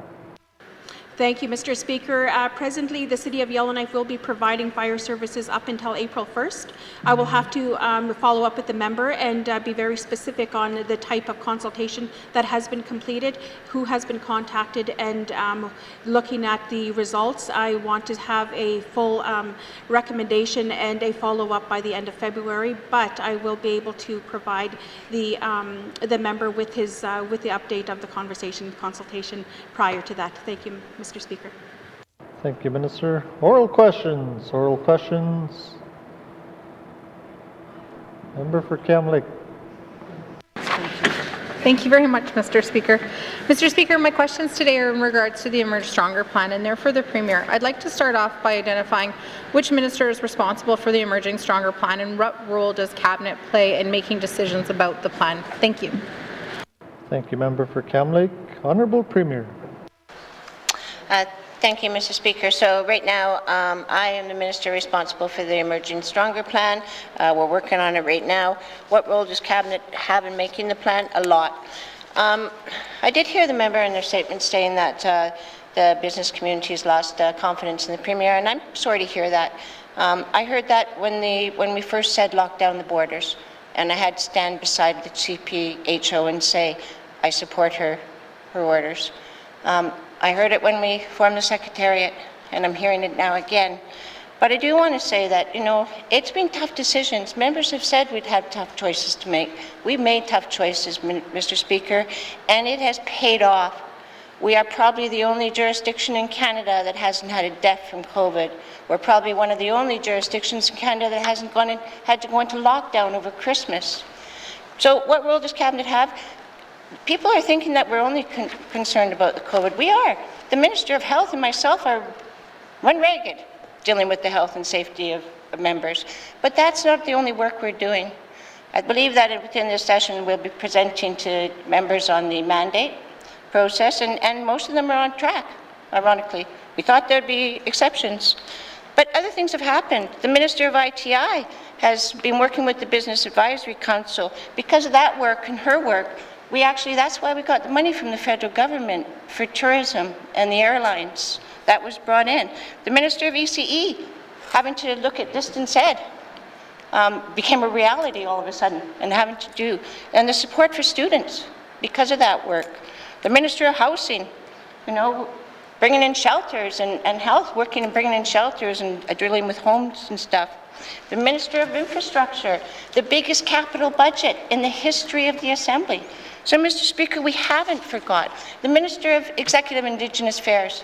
I've been working with the Indigenous governments on a weekly basis almost, right through this. We're talking about economic agreements. We're talking about, you know, the Indigenous government policy, procurement policy. So the work has not stopped, Mr. Speaker, is what I'm saying. And all Cabinet has a strong role to play. Not only Cabinet, we'll be talking to members as well. All of us have a role to play. Thank you, Mr. Speaker. Thank you, Honourable Premier. Oral questions. Member for Kamloops. Thank you very much, Mr. Speaker. Mr. Speaker, I hear often from constituents that they're very happy with the state of the N.W.T. as far as the safety and the health of our people. They're very excited to get vaccinated, and they're very enthusiastic about that. I encourage Cabinet to really share the successes that they have had and look forward to hearing more about that as we go through session as well. But the fact of the matter is that last year residents were promised a plan, and so now they're looking for the plan and what the future of the N.W.T. holds. What does it look like? How do we come back from this? How do we move into a polytechnic? How do we improve our education numbers? And so people are really looking to the government right now to identify what that plan is. And so I'm wondering if the plan is to table the Emerge Stronger plan over the course of this sitting, and if so, if that will be publicly done, and if residents of the Northwest Territories will be able to see that. Thank you. Thank you, Member for Kamloops. Honourable Premier. Thank you, Mr. Speaker. One of the first things we did with developing we're in the process of doing the draft Emerging Stronger plan. One of the first things we did was look across the jurisdictions across Canada to see what they had done. Not all jurisdictions have plans. In fact, some jurisdictions are saying they're not doing plans. Some of them that did the plans earlier are now saying that they need to revisit them because they were done a little bit early. So, you know, I mean, I don't think the timing is bad. Like I had said earlier in my first answer, we haven't forgot the economy, we haven't forgotten people. In fact, it's made our services stronger over this last year because of the pandemic. So, will it be tabled in this session? I want to say yes, but Mr. Speaker, I've learned to be a little bit cautious with that. What I can commit to in this session is that that draft will be done. We've heard from stakeholders, we've heard from the business community, from the NGOs, from the Indigenous governments, from the MLAs, from the general public. We've heard the needs, we've heard the concerns. So we are going to present a draft Emerging Stronger plan that we will provide to the Standing Committee first. And then once the Standing Committee has a chance to give us some feedback and stuff, if there's not too much, then I'd love to be able to say we'll table it. So, but I do commit that Standing Committee will see that draft. Thank you, Mr. Speaker. Thank you, Honourable Premier. Oral questions. Member for Kamloops. Thank you very much, Mr. Speaker.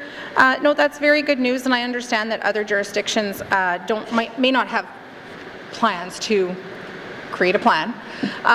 But we started at a different place than other jurisdictions at the beginning of 2020, and so I think it's important for us to recognize that and for us to be prepared. What I'm wondering is if the Premier can speak to the type of key milestones the plan might have, or that the public can expect to see, and if they would expect to see, or when they would expect to see those key milestones turned into actions. Thank you. Thank you, Member for Kamloops. Honourable Premier. Thank you, Mr. Speaker. So I can't say that what the key milestones will be at this exact moment. That is the work that we're doing now. Like I said, we're working with all departments to consolidate all this work. Not only the work that that needs to be done, but the work we've done. And the member is right. Before COVID-19, our economy was in trouble. This is not new. This is something that we had faced. And the members were wise when we developed the 22 priorities. A lot of that was around making sure that the economy was strong in the north. So that work was going on before COVID, and it'll continue to do. But when we do present the draft Emerging Stronger within this sitting to the Standing Committee, you will see milestones, and I'm hoping that we'll be able to get some feedback from the members on those milestones. Thank you, Mr. Speaker. Thank you, Honourable Premier. Final supplementary. Member for Kamloops. Thank you very much, Mr. Speaker. Mr. Speaker, before the Emerging Stronger plan discussions, we talked a lot about the Emerging Wisely plan, and that was really kind of the cornerstone event of how we were going to move on through lockdown into re-emerging from our homes and back into the world of the Northwest Territories as we know and love it. I'm wondering if there is a plan from Cabinet to re-release that plan based on what we know now and what we can expect for the remainder of 2021 once people are vaccinated, once schools they're going to close for the summer, they're going to reopen in the fall, and people are starting to plan and prepare for that, especially when it comes to hiring of teachers, when it comes to plans for summer, plans for business, there's a lot of planning in all aspects of our lives. And so is there a plan from Cabinet to re-release Emerging Wisely so that people know kind of what to expect for the rest of 2021? Thank you. Thank you, Member for Kamloops. Honourable Premier. Thank you, Mr. Speaker. Since that's the CPHO's office, I'd redirect that to Minister of Health and Social Services. Thank you, Mr. Speaker. Thank you, Honourable Premier. Minister responsible for Health and Social Services. Yeah, thank you, Mr. Speaker, and thank you for the question. It is not, as far as I know, the CPHO is not planning to re-release the Emerging Wisely plan. I appreciate that the member and the public want certainty about what's going to happen in 2021, but unfortunately we're not in a position to provide that. Much of what is driving our response is happening outside of Canada, outside of the N.W.T. We know there are new infectious variants that are circulating. We don't have a lot of information about the vaccine potential to stop transmission. That's still being studied. We know that hospitals in the south are overwhelmed. So while I appreciate the need for more certainty, we have a very limited amount of control over that, and really it's only within the Northwest Territories. So if we can stick to our containment and vaccination plan, then there will be loosened restrictions within the N.W.T, but I expect the border controls to remain in place for some time. Thank you. Thank you, Minister. Oral questions. Oral questions. Written questions. Written questions.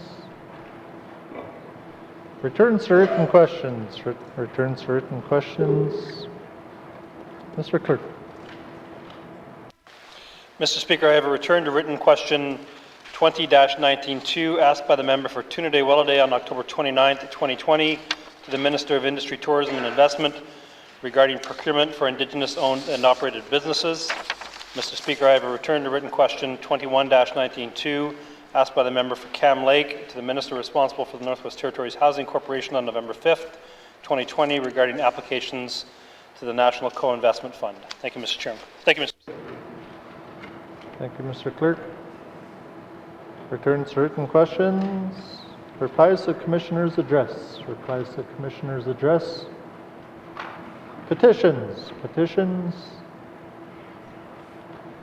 Reports of committees on the review of bills. Reports of committees on the review of bills. Reports of standing and special committees. Reports of standing and special committees. Tabling of documents. Tabling of documents. Minister responsible for Health and Social Services. Thank you, Mr. Speaker. Mr. Speaker, I wish to table the following 10 documents. Follow-up letter to oral question 351-19(2), Addictions Treatment Services.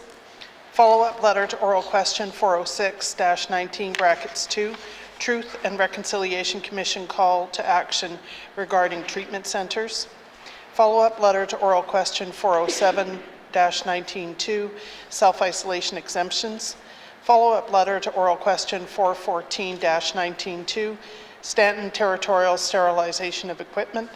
Follow-up letter to oral question 415-19(2), Zoonotics. Follow-up letter to oral question 427-19(2), Addictions. Follow-up letter to oral question 428-19(2), Medical Travel. Follow-up letter to oral question 445-19(2), Self-Isolation for Medical Travel.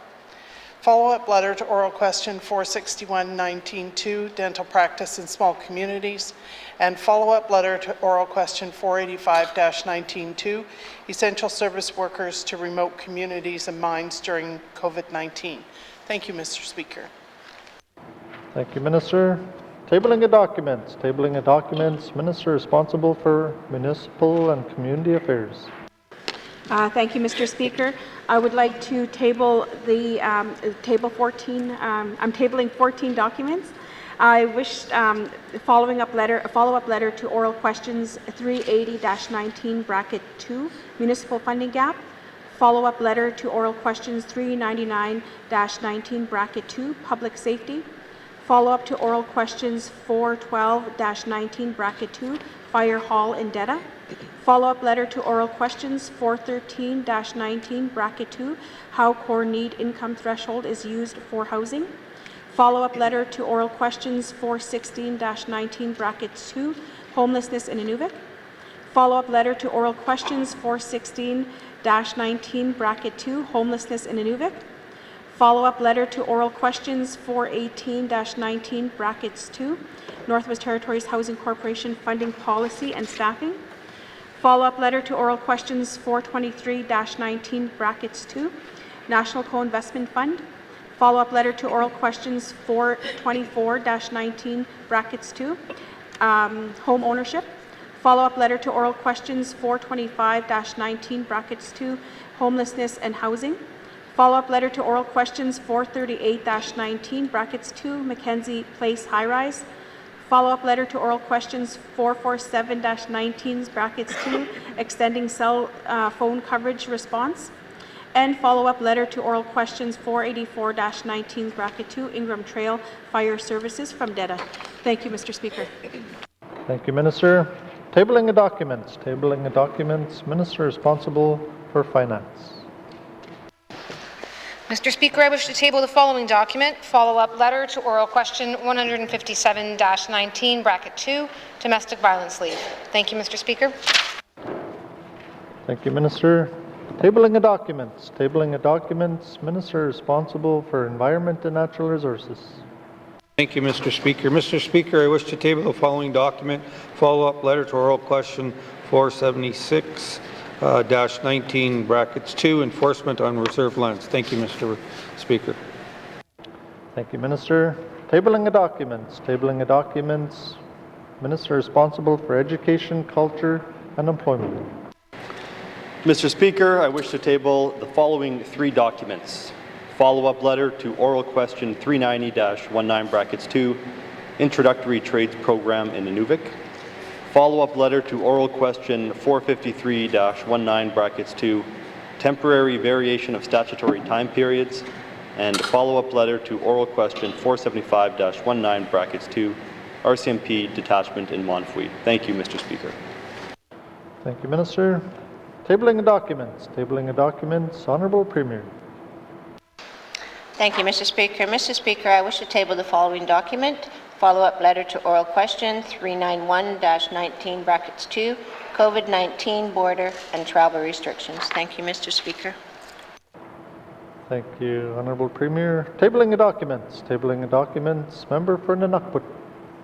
Thank you, Mr. Speaker. To table the Standing Committee of Economic Development and Environment response to the Canadian Radio and Television Commission's call to comments and review of the Commission's regulatory framework for the Northwest Tel Inc.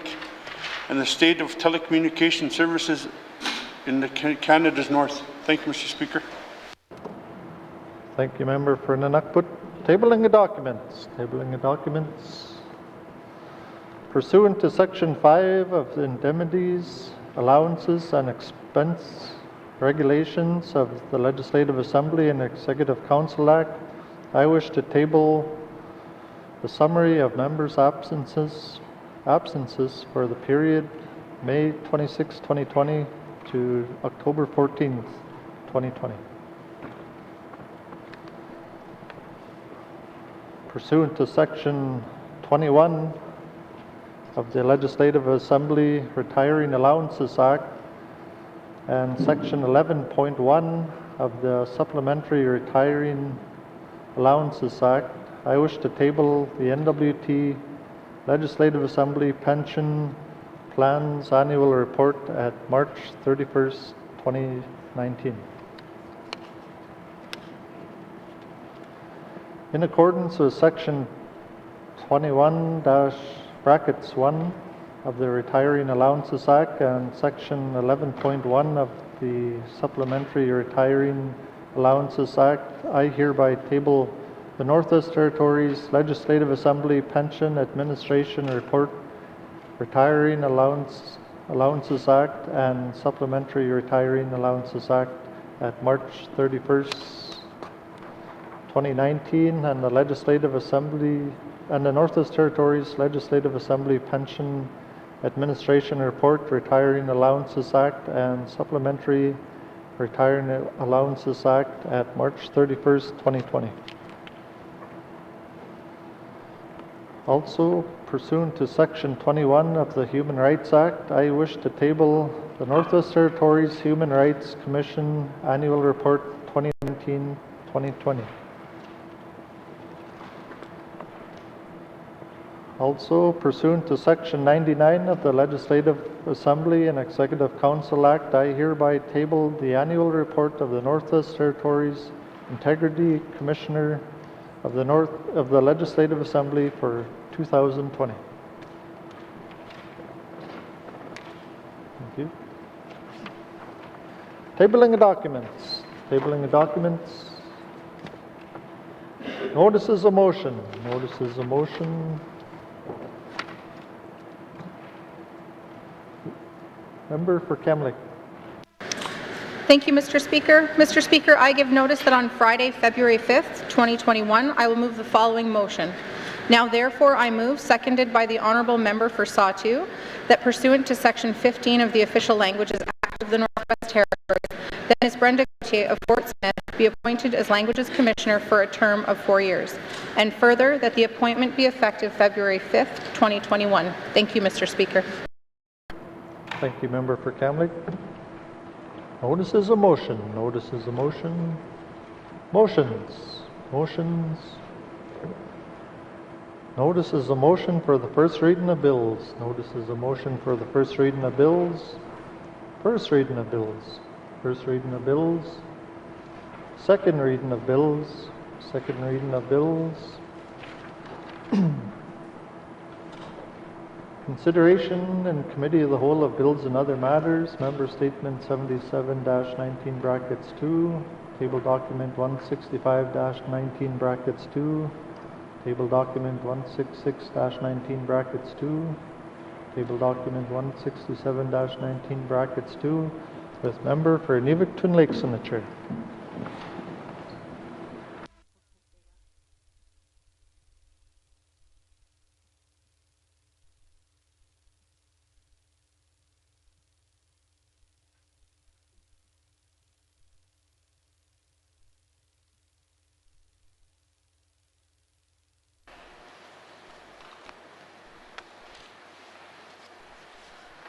I'll call Committee of the Whole to order. What is the wish of committee, Mr. Knorr? Madam Chair, I move that the Chair rise and report progress. Thank you. Motion is in order to rise and report progress. All those in favor? I will now rise and report progress. Motion is adjourned. Motion is passed. Sorry. Again, first day back.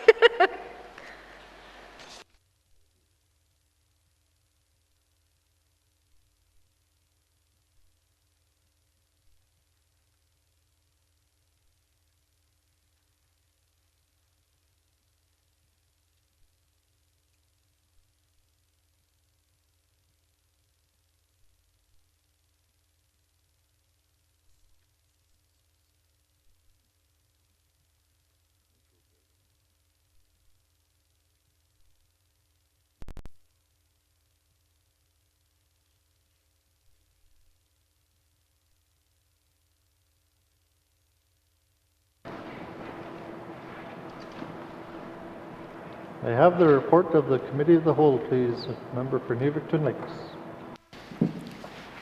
Mr. Speaker, your committee has been considering Minister Statement 77-19-2, Table Document 165-19-2, Table Document 166-19 brackets 2, Table Document 167-19 brackets 2, and like to report progress. And Mr. Speaker, I move that the report of the Committee of the Whole be concurred with. Thank you. Thank you, Member for N.W.T. Lakes. Do we have a seconder?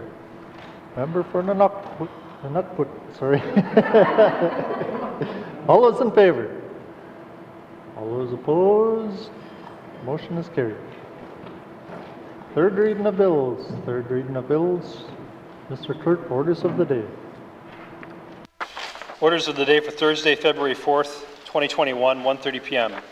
Prayer, budget address, minister statements, member statements, returns to oral questions, recognition of visitors in the gallery, replies to budget address, day 1 of 7.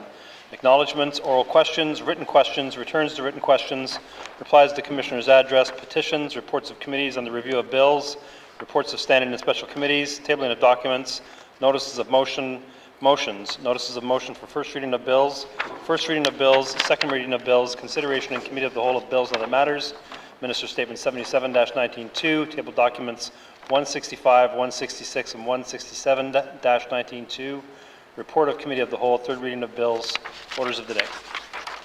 Thank you, Mr. Clerk. This House stands adjourned until Thursday, February 4th, 2020 at 1:30 p.m.